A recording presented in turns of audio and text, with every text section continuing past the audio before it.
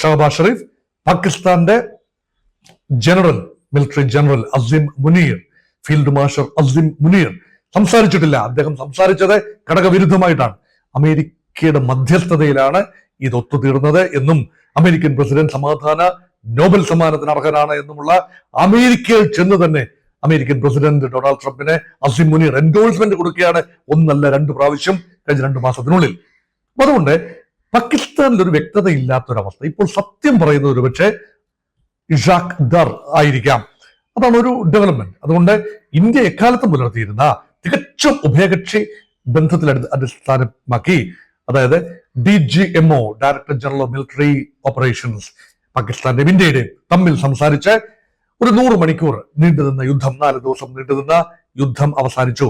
May മാസം 6-ാം തീയതി മുതൽ 10-ാം തീയതി വരെയുള്ള ആ 4 ദിവസത്തിനുള്ളിൽ ആ യുദ്ധം അവസാനിപ്പിക്കാൻ കഴിഞ്ഞത് ഡൊണാൾഡ് ട്രംപിന്റെ മധ്യസ്ഥത കൊണ്ടല്ല എന്ന ഇന്ത്യയുടെ നിലപാട് അംഗീകരിക്കപ്പെട്ടിരിക്കുന്നു പാകിസ്ഥാന്റെ വിദേശകാര്യമന്ത്രിയുടെ ഭാഗത്തു നിന്നും.